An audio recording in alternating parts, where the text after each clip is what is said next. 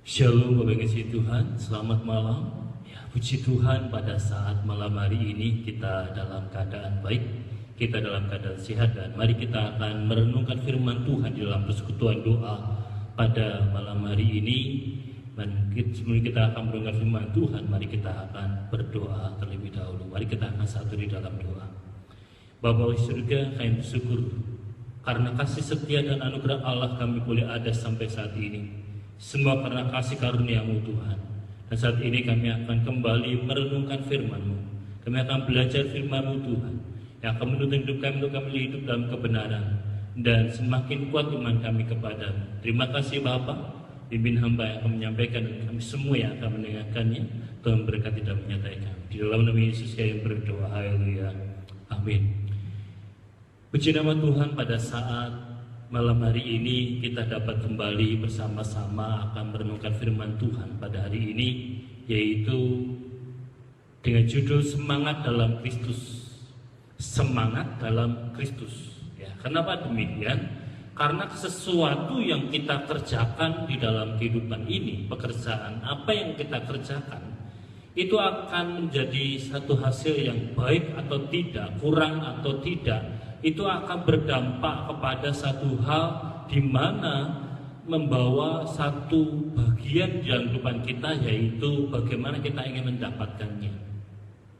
Sesuatu yang kita kerjakan akan menjadi seperti apa, yang kita fokuskan seperti apa, dan apa yang kita mau dapatkan di masa akan datang itu akan menentukan bagaimana kualitas iman kita dan kualitas kehidupan kita selama kita ada di dunia ini. Oleh karena itu, mari kita akan belajar kembali semangat di dalam Kristus, untuk kita boleh merenungkan firman Tuhan di dalam 1 Korintus pasal yang keempat ayat ke-16 sampai yang ke-18. 1 Korintus, surat Paulus kepada jemaat di Korintus, ya maaf, 2 Korintus ya. 2 Korintus pasal yang keempat ayat yang ke 16 sampai ke 18.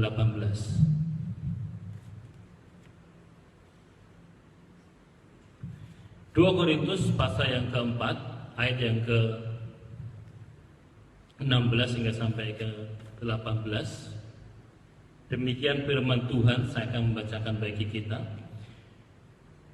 Sebab itu kami tidak tawar hati, tetapi meskipun manusia lahiriah kami semakin merosot, namun manusia batiniah kami dibaharui dari sehari ke sehari.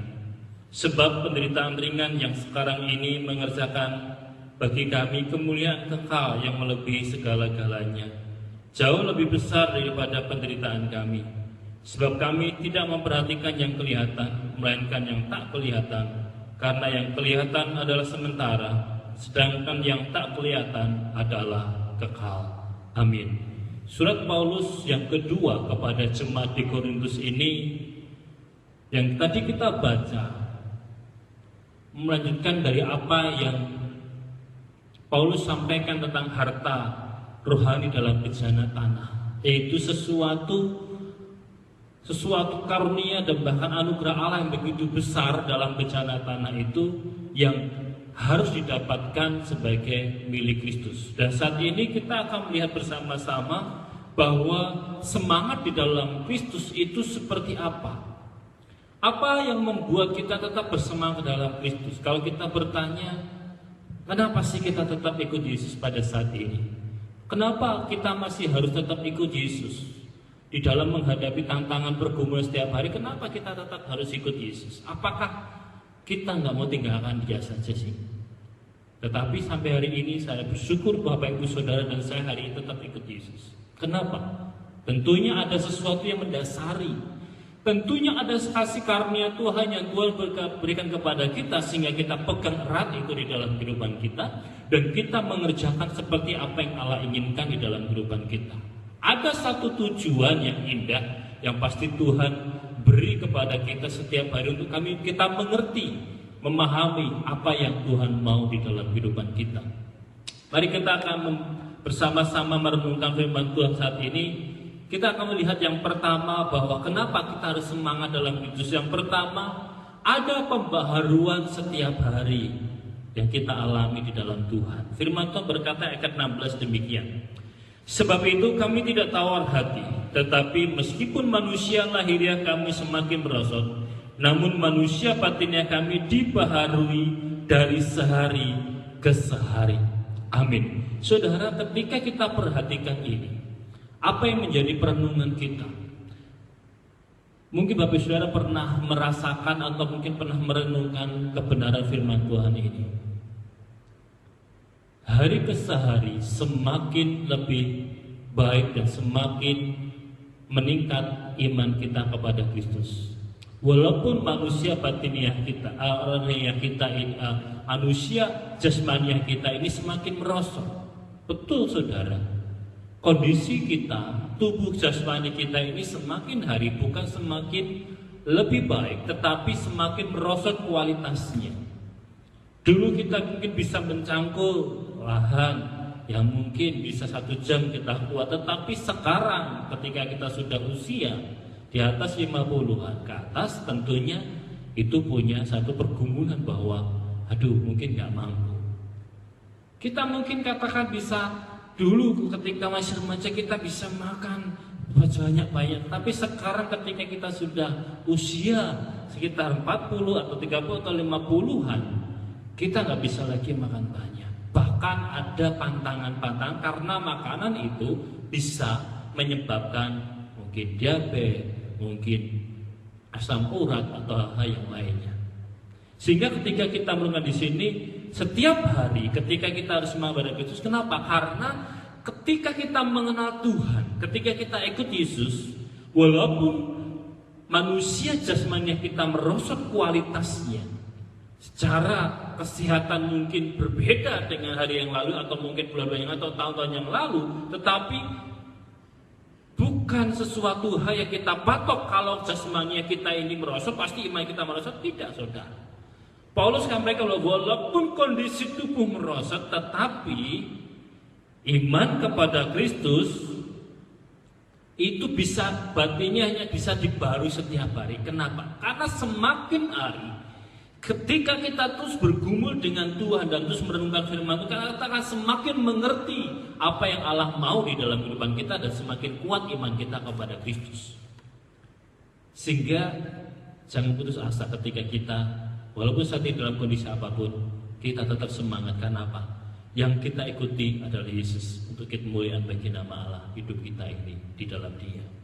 Yang kedua disampaikan juga kepada kita, ayat ke-17, sebab penderitaan ringan yang sekarang ini mengerjakan bagi kami kemuliaan kekal yang melebihi segala-galanya, jauh lebih besar daripada penderitaan kami.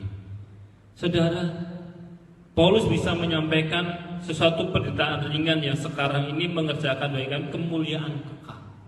Sesuatu hal yang berat, penderitaan sekalipun dia alami, kita lihat bahwa penderitaan ringan itu mendatangkan satu kemuliaan kekal yang Paulus sampaikan itu kepada kita. Hingga kalau saudara dan saya ini mengalami masalah apapun di dalam kehidupan kita, yakinlah bahwa Tuhan memberikan satu hal yang baik, di mana pandangan kita mengerti bersama bahwa penderitaan yang kita alami itu membawa satu kemuliaan kekal di dalam Tuhan. Kemuliaan yang luar biasa yang nantinya kita akan nikmati bersama dengan Dia. Kemuliaan kita akan dapatkan ketika kita harus berat menghadapi hidup yang mungkin syarat dengan penderitaan yang kita alami, tetapi kita percaya bahwa sesuatu yang nilainya kekal itu kita kerjakan. Jiwa-jiwa yang menunggu untuk mereka mendengar tentang kabar baik Injil Kristus itu butuh untuk mereka dengarkan, dan itu saudara menjadikan satu hal di mana kita boleh mendapatkan satu hal yang baik, di mana kita boleh mendapat kehidupan kekal di surga nanti. Sehingga ketika kita merenungkan firman Tuhan ini, mari kita tetap bersemangat. Ayo tetap bersemangat hadapi. Walaupun berat hidup ini, penderitaan yang saudara alami atau saya alami, tapi yakinlah bahwa itu akan membawa satu kehidupan kekal yang di mana Tuhan sudah ingin terus kerjakan untuk kita lakukan di dalam kehidupan kita. Mari kita boleh merenungkan ini menjadi satu perenungan kita, bahwa apapun yang saudara alami, apapun yang saudara saat ini rasakan, Seberat apapun tantangan yang sudah hadapi, yakinlah bahwa Tuhan selalu memberikan satu hal yang baik, di mana penderitaan sekecil atau seberat apapun yang kita alami, ada kemuliaan besar yang Tuhan berikan kepada kita. Yang terakhir, yang ketiga adalah kenapa kita harus semangat? Tergantung kepada apa yang kita lihat, saudara, atau fokus di dalam kehidupan kita. Kita akan memperhatikan ayat ke-18, sampaikan kepada kita demikian. Sebab kami tidak memperhatikan yang kelihatan, melainkan yang tak kelihatan. Karena yang kelihatan adalah sementara, sedangkan yang tak kelihatan adalah kekal.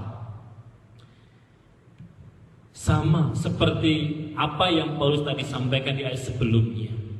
Bagaimana cara pandang kita kepada sesuatu kemuliaan yang kekal itu akan menentukan bagaimana cara hidup kita menjalani kehidupan ini di dalam kehidupan kita.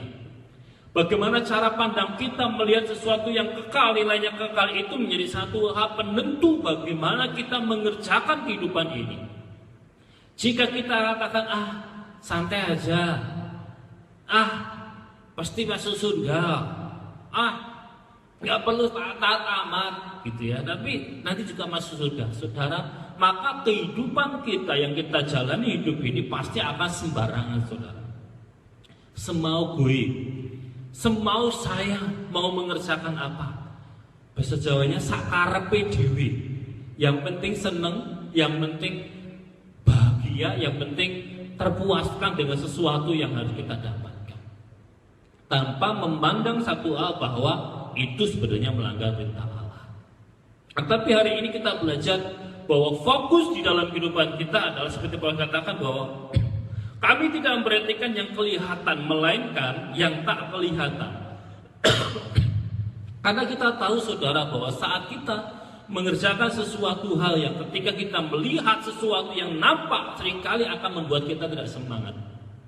Ketika kita melihat orang di sekitar kita, ketika kita melihat pekerjaan kita, ketika kita melihat situasi kondisi yang ada, ketika kita melihat sesuatu yang saat ini terjadi, itu akan membawa satu bagaimana mungkin bukan semangat, tetapi malah satu hal yang kita alami tentunya, bahkan mungkin kita akan lemah, tidak lagi bersemangat, ngelokro, tidak mau untuk sungguh-sungguh dapatkan nama Allah. Gini aja kok, semangatnya semangat juga segini, saudara. Dengan Tuhan tidak demikian. Anak Tuhan gak boleh begitu, pengikut Yesus gak boleh begitu. Walaupun dunia mungkin katakan seperti itu, tetapi kita tetap bahwa kita harus sungguh-sungguh. Iman bukan sesuatu yang nampak, saudara, tetapi yang tidak kelihatan, itu yang Tuhan memberi kepada kita. Sehingga kita boleh mengerjakan itu dengan sungguh-sungguh, yakin kita mau dapatkan apa yang kita rindukan, yang kita doakan, yang kita doakan, kita dapatkan. Karena itu nggak kelihatan, belum, bukannya tidak, tetapi belum kelihatan. Dan disitulah ditutup bagaimana iman kita kepada Kristus. Oleh karena itu, yakinlah bahwa ketika kita bersemangat hadapi hidup ini, kenapa kita harus semangat hadapi? Harus semangat, yang lain lemah, biar kita yang lemah. Saya mau tetap semangat. Yang lain alasan kita tetap mau sungguh-sungguh, kita mau tekun, kita mau tahu, kita mau semangat. Kenapa? Karena kita tahu kebenaran ini, bahwa yang menjadi fokus hidup kita bukan sesuatu yang kelihatan di dunia ini, ya sesuatu yang fana, yang hanya sementara, tetapi sesuatu yang bernilai kekal di masa yang akan datang. Ketika kita mengejar dan terus kejar dengan sungguh-sungguh dan semangat, maka disitulah Tuhan akan menolong dan memberkati kita, sehingga kita menjadi pribadi yang terus menyenangkan hati Allah, dan kita sungguh-sungguh mendapatkan seperti apa yang Allah inginkan. Sehingga mari bersama-sama kita akan terus maju, bersama-sama kita akan semangat dalam Kristus, karena kita tahu semangat kita itu tidak akan pernah berhenti, tidak akan pernah mengecewakan kita. Usaha yang kita dapat kerjakan, hasil itu tidak akan pernah mengkhianati usaha kita. Oleh karena itu mari sungguh-sungguh, karena kita tahu Tuhan menolong dan memberkati kita, dan Tuhan akan memberikan terbaik. Fokus kepada sesuatu yang tidak kelihatan, sesuatu iman kepada Kristus, sungguh-sungguh ikut Dia, dan karena Tuhan akan berikan pembaruan kita setiap hari. Walaupun kita berat menghadapi hidup ini, tapi kita tahu bersama dengan Tuhan akan memampukan kita, akan menolong kita mencapai satu hal yang terbaik, di mana kita mencapai satu hal yang indah di dalam kasih dan kuasa Allah. Mari kita beri bersyukur karena Tuhan mengasihi saudara dan saya, dan kita bertumbuh di dalam iman kepada Kristus. Amin. Mari kita berdoa. Bapa di surga, kami bersyukur saat ini kami dapat kembali bersama-sama merenungkan firman-Mu. Inilah hidup kami Tuhan. Ajar kami Bapa untuk kami sungguh-sungguh mengejar sesuatu yang bukan yang kelihatan nampak di depan kita, tapi sesuatu yang tidak nampak sekalipun. Bukan, hidup kami bukan terpaku pada sesuatu yang kelihatan, bahkan situasi yang ada, tetapi kami melihat iman yang terus kami miliki di dalam Engkau. Oleh karena itu Bapa, kami mohon anugerah dan kasih-Mu melingkupi dan menyertai kami, tutup bungkus kami dengan kuasa-Mu. Terima kasih Bapa, kami percaya Tuhan kasih Tuhan akan terus menuntun menyertai kami, dan firman-Mu akan teman-teman hati kami untuk tumbuh dan iman kepada Engkau. Dalam nama Yesus kami berdoa dan bersyukur. Haleluya. Amin.